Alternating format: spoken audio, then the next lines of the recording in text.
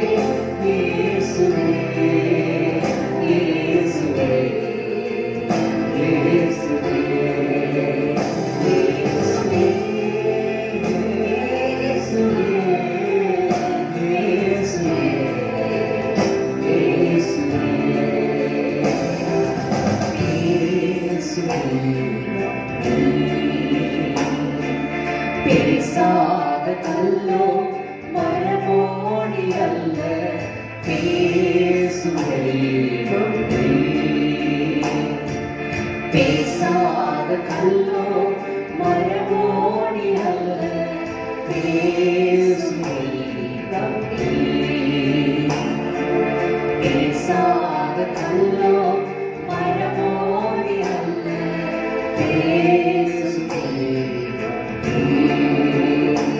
இயேசுவே, இயேசுவே, இயேசுவே, இயேசுவே,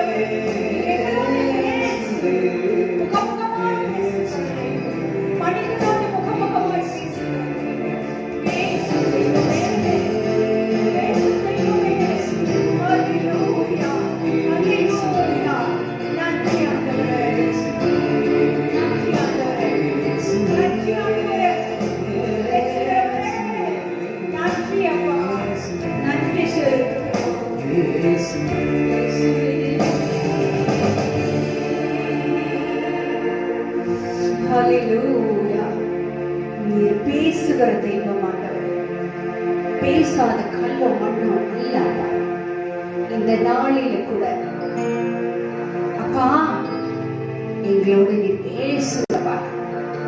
இதோ நாங்கள் உங்க வார்த்தைக்குள்ள போக போகிறோம். அப்பா இந்த ஆராதனை தயவாய் ஏற்றுக்கொண்டு அப்பா நீர் பேசுங்க, நாங்க கேட்கிறோம். இயேசுவின் மூலமே பிதாவே, ஆமென், ஆமென். Praise the Lord Jesus.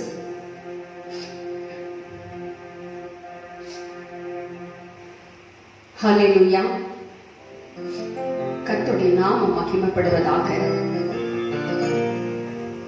இந்த நாளிலும் கூட கர்த்தர் நம்மோடு கூட பேசுவாராக. உலகமெங்கும் போராட்டங்களும் கண்ணீரும் வேதனையும் வியாதிகளும் சூழ்ந்து கொண்டிருக்கிற நேரத்தில் கர்த்தர் நம்மோடு கூட பேசுவாராக. வேதத்துல பழைய ஏற்பாட்டில் நம்ம பார்க்கும்போது பார்வோனிடத்துல மோசே ஜனங்களை கர்த்தருக்கு ஆராதனை செய்ய அழைக்கிறான். பார்வோனோ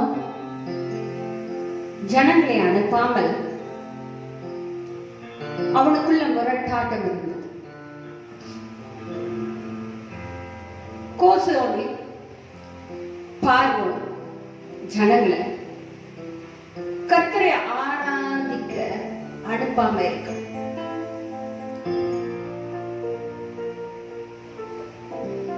நடந்தது என்ன? கர்த்தரை ஆராதிப்பதற்காக மோசே கேட்கும்போது அவன் மறுதளிக்கிறான். கடினமான வேலை வாங்கி அடிமைகளாக நடத்தி கொண்டு இருக்கிறான் இஸ்ரவேல் மக்களை எகிப்துல. இந்த மாதிரியான சூழ்நிலையில கர்த்தர் எகிப்தின் மேல வாதைகளை அனுமதிக்கிறார். பலவிதமான வாதைகள், தண்ணீர் ரத்தமாக மாறுகிறது, கல்மண், பேன், வெட்டுக்கிளி, வண்டு, இப்படியாக வாதைகள் அனுப்பியும் கூட ஜனங்களை, இஸ்ரவேல் ஜனங்களை கர்த்தரை ஆராதிக்கும்படியாக மோசையோடு அனுப்ப பார்வோனுக்கு மனதில் நடந்தது என்ன? யாத்திராகமம் 9ஆம் அதிகாரம் 13, 14, 17 வசனங்களிலே நம்ம பார்க்கும் பொழுது அந்த இடத்துல கர்த்தர் கொள்ளை நோயினால் பாதித்தார் என்று பார்க்கிறோம். 9ஆம் அதிகாரம்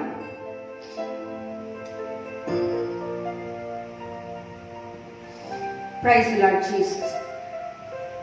பார்வோன் மறுக்கிறான் ஜனங்களை அனுப்பிவிட. இந்த சம்பவம் 13, 14, 15. அப்பொழுது கர்த்தர் மோசேயை நோக்கி, நீ அதிகாலமே எழுந்திருந்து போய் பார்வோனுக்கு முன்பாக நின்று எனக்கு ஆராதனை செய்ய என் ஜனங்களை அனுப்பிவிடு என்று கூறுகிறார். விடாதிருந்தால் பூமி எங்கும் என்னை போல வேறு ஒருவரும் இல்லை என்பதை நீ அறியும்படிக்கு இந்த முறை நான் சகலவித வாதைகளையும் உன் இருதயத்திலும் உன் ஊழியக்காரர் மேலும் உன் ஜனங்கள் மேலும் அனுப்புவேன். நீ பூமியில் இராமல் நாசமாய் போகும்படி நான் என் கையை நீட்டி உன்னையும் உன் ஜனங்களையும் கொள்ளை நோயினால் வாதிப்பேன் என்று சொல்லுகிறார். என்ன செய்தாலும் பார்வோன் ஒப்புக்கொள்ளவில்லை, மறுதளிக்கிறார். அதே யாத்திராகமம் 12ஆம் அதிகாரம் 13ஆம் வசனத்துல கொள்ளை நோய் வந்தது. மிருக ஜீவன்களிலும் மனிதர்களிலும் முதல் பேரானவைகள் எல்லாம் சங்கார பண்ணும்படியாக சங்கார தூதன் புறப்பட்டு வந்தான். அங்கே கர்த்தருடைய பிள்ளைகளுக்கு மட்டும் கர்த்தர் பாதுகாப்பை கொடுக்கிறார். இப்படி தெரியுங்களா? பழுதற்ற ஆட்டுக்குட்டியை பலியாக்கி அந்த ரத்தத்தை இஸ்ரவேலின் மக்களுடைய வீடுகளில் அடையாளம் போடுறாங்க. அப்படி அடையாளம் போடும்போது சங்கார தூதன் அந்த வீட்டை சேதம் வராமல் பாதுகாக்கிறான். 12ஆம் அதிகாரம் 13ஆம் வசனம். Praise the Lord Jesus. நீங்கள் இருக்கும் வீடுகளில் அந்த ரத்தம் உங்களுக்காக அடையாளமாய் இருக்கும். இந்த ரத்தத்தை நான் கண்டு உங்களை கடந்து போவேன். நான் எகிப்து தேசத்தை அழிக்கும் போது அழிக்கும் வாதை உங்களுக்குள்ளே வராதிருக்கும் என்று இவர்களுக்கு ஒரு அழகான ஒரு பாதுகாப்பான வழியை கர்த்தர் கொடுக்கிறார். எந்த வீட்டிலெல்லாம் ரத்தம் பூசப்பட்டு இருக்கிறதோ அந்த வீட்டில சங்கார தூதன் நுழையவில்லை, அவன் கடந்து போகிறான் என்று வசனம் சொல்லுகிறது. Praise the Lord Jesus. வீட்டுக்குள்ள வெளியில சங்கார தூதன் கடந்து போய் கொண்டு இருக்கும் போது இஸ்ரவேல் ஜனங்கள் வீட்டுக்குள்ள இருந்ததினால அவர்கள் தப்புவிக்கப்பட்டார்கள். இன்றைக்கு கூட கொள்ளை நோய் நம்முடைய தேசத்தை அழைத்துக் கொண்டிருக்கிறது. கர்த்தருடைய பட்டயம் வெளியில உலாவிக் கொண்டிருக்கிறது. வீட்டுக்குள்ளே இருக்கிறவர்களுக்கு பாதுகாப்பை கர்த்தர் போட்டுக் கொண்டு இருக்கிறார். விசேஷமாக இன்றைய நாட்களில் இயேசுவின் ரத்தம் பூசப்பட்டதான ஒவ்வொரு மனிதர் மேலையும் மிருக ஜீவன்கள் மேலையும் கர்த்தருடைய பாதுகாப்பு இருக்கு. அவர்களுக்கு எந்த கொள்ளை நோயும் அவர்களை சேதப்படுத்தாது. ஏன்னா அவங்க வீட்டுக்குள்ள கர்த்தரை துதித்து பாடி புகழ்ந்து கொண்டு இருக்கிறார்கள். ஆகவே இது பொல்லாத தலைச்சன் பிள்ளை சங்காரத்தில் இருந்த அந்த இஸ்ரவேல் மக்களை தப்பித்துக் கொள்ளும்படியாக பழுதற்ற ஆட்டுக்குட்டியின் ரத்தம் எப்படியாக அடையாளமாய் போடப்பட்டு அவர்கள் தப்பிவிக்கப்பட்டார்களோ இன்றைய நாளிலும் கர்த்தருடைய இயேசு சிந்தினதான ரத்தம் அடையாளமாய் போடப்பட்டதான நமக்கும் கூட கர்த்தர் பாதுகாப்பை கொடுத்திருக்கிறார். கர்த்தருடைய நாமம் மகிமைப்படுவதாக. ஆனா கர்த்தருடைய நாமத்தை தொழுது கொள்ளும்படியாக அந்த ஜனங்களை பார்வோன் அனுப்பல. இன்னைக்கும் கூட அநேக தேசங்களில் ஏன் இந்த நோய் என்று பார்க்கும்போது அநேக தேசங்களில அந்த மக்களுக்கு ஆண்டவரை தொழுது கொள்ளுவதற்கு அனுமதி இல்லை. பல கட்டுப்பாடுகள் அதிகாரத்துக்குள்ள இருக்கு. திருச்சபைகள் எல்லாம் இடிக்கப்படுகிறது.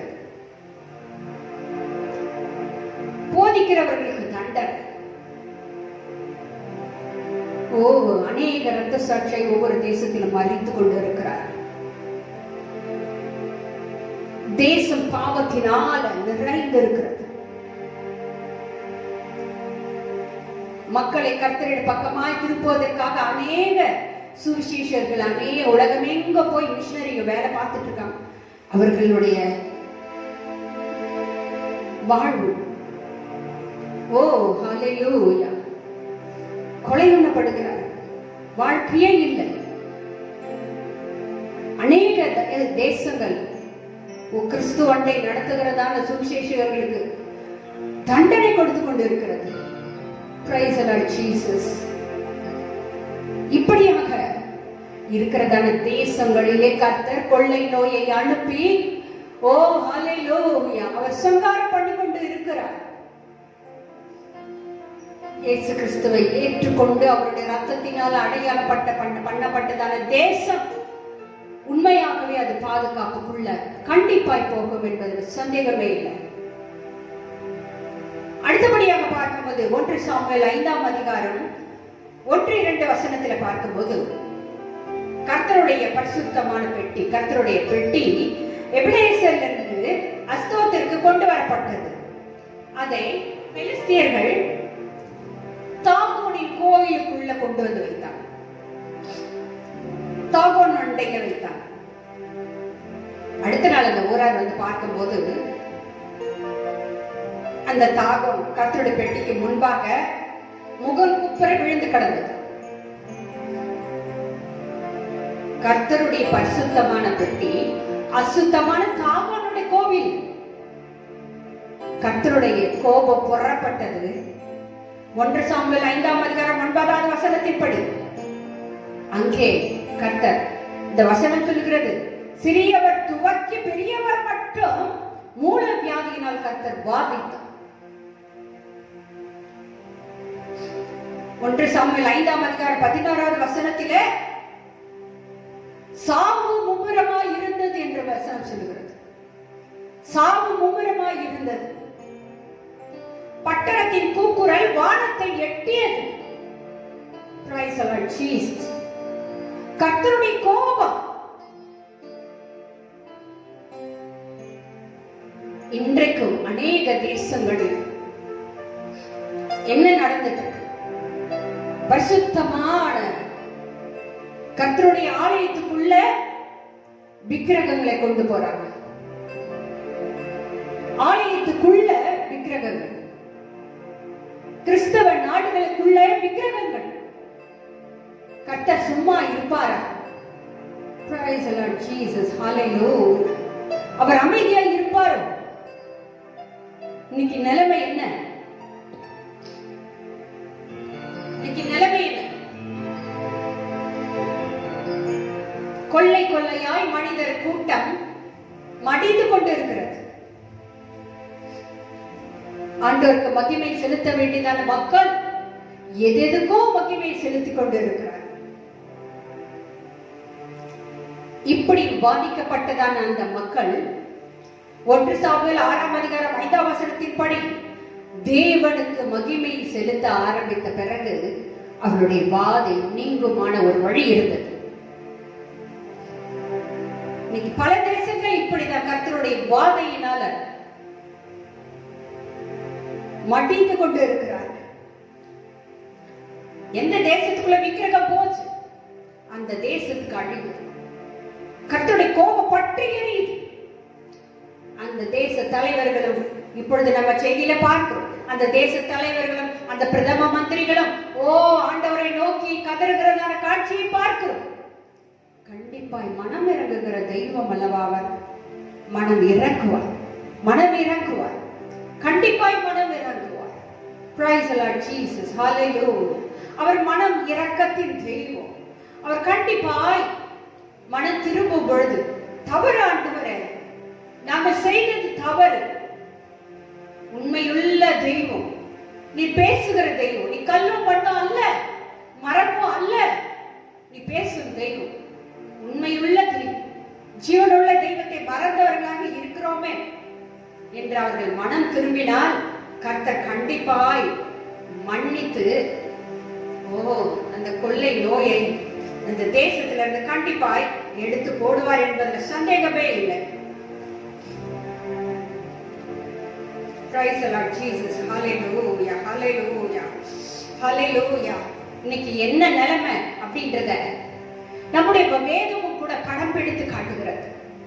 எரேமியா 16ஆம் அதிகாரம் 4ஆம் வசனம் மகா கொடிய வியாதிகளால் சாவார்கள். அவர்களுக்காக புலம்புவாரும் அவர்களை அடக்கம் பண்ணுவாரும் இல்லை. நிலத்தின் மேல் எருவாவார்கள். பட்டயத்தாலும் பஞ்சத்தாலும் மடிந்து போவார்கள்.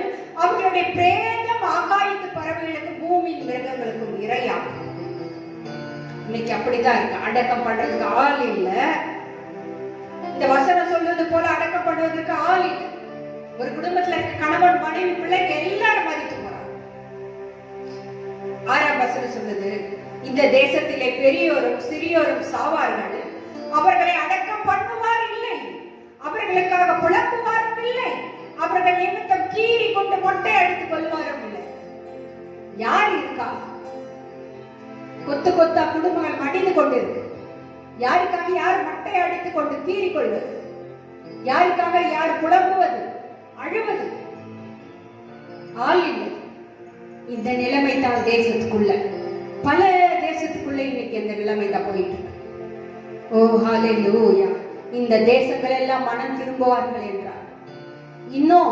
இன்னும் கர்த்தர் தம்முடைய கோபத்தை நீட்டிக்காதபடி சீக்கிரத்தில் இதுக்கு ஒரு முடிவுக்கு கொண்டு வரணும்னு சொன்னார். மனம் திரும்ப வேண்டியவர்கள் மனம் திரும்பணும். மனம் திரும்ப வேண்டியவர்கள் மனம் திரும்பணும்.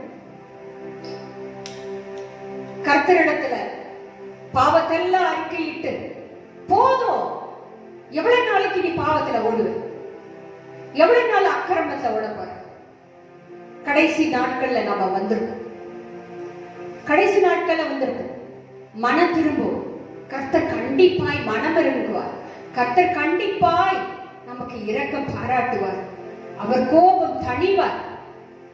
இந்த நாள் மன்னிக்கிற நாளாக, மன்னிப்பு கேட்கிற நாளாக மாறுவதாக நாம் எல்லாரும் மன்னிப்பு கேட்போம் ஆண்டவர்கிட்ட.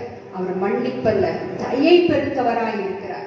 கர்த்தருடைய நாமம் உயர்த்தப்படுவதாக. 2 காரியம் பார்த்தோம். 2 சம்பவங்களை பார்த்தோம்.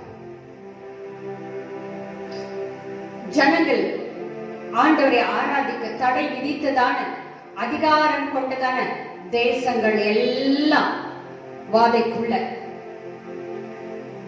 தங்களுடைய தேசத்துல விக்கிரகங்களுக்கு முண்டாக்க வைத்து ஆராதனை செய்த தேசங்கள் எல்லாம் இன்னைக்கு வேதனையை கண்ணீரிலே இருக்கு. இன்னைக்கு இந்த தேசங்கள் எல்லாம் நாமும் கூட மனம் திரும்பி ஜீவிக்கிற தெய்வமான, பேசுகிற தெய்வத்திடம் நம்ம மன்னிப்பு கேட்ட கர்த்தர் மனம் இறங்குவார் என்று கூறி இந்த செய்தியின் படியே கர்த்தர் நம்மை மன்னிப்பாராக, ஆசீர்வதிப்பாராக, மனம் இறங்குவாராக, இந்த கொள்ளை நோய் நம்மிலிருந்து எடுத்து போடுவாராக, அவருடைய நாமம் மகிமைப்படுவதாக. அன்பின் ஆண்டவரை, உங்களுடைய கரத்துல எங்களை தாழ்த்து ஒப்புவிக்கிறோம். எங்கள் குற்றம், குறைகள், அக்கிரமங்கள், மீறுதல்கள், பாவங்கள் ஒரு விசை நீர் கழுவுங்க சுவாமி. கழுவுங்க ஆண்டவரே. மன்னிப்பதில் தயை பெருத்த தெய்வமே, மன்னித்து இந்த கொள்ளை நோயிலிருந்து இந்த தேசத்தின் மக்களை ஆண்டவர் கர்த்தரை பாதுகாக்கப்படியாச்சு. இயேசுவே, உங்களுடைய வேதத்துல எங்களுக்கு பதில் கொடுத்தீர் ஆண்டவர். இஸ்ரவேல் மக்களுக்காக எப்படி ரத்தத்தினால ஒரு பாதுகாப்பை கொடுத்தீரோ, இயேசுவே உங்களுடைய ரத்தத்தினால எங்களுக்கு பாதுகாப்பை நீர் கொடுத்து இருக்கிறீர். அதை கைதாச்சு ஆமாண்டவர. கர்த்தருடைய பெட்டி அப்பா தாகு நண்டையில வந்ததால கோபம் கொண்டீர, உம்மை மகிமைப்படுத்தி குற்ற நிவாரண பலி செலுத்தும் போது உன் கோபம் தணிந்தது போல எங்களுக்கும் நாங்களும் கூட ஆண்டவரும் நாமத்தை உயர்த்துகிறோம், மகிமைப்படுத்துகிறோம், நன்றி பலி செலுத்துகிறோம், துதி பலி செலுத்துகிறோம். அப்பா தயவாய் ஏற்றுக்கொள்ளுங்கள். இயேசுவின் நாமத்தில் பிதாவே, ஆமென்.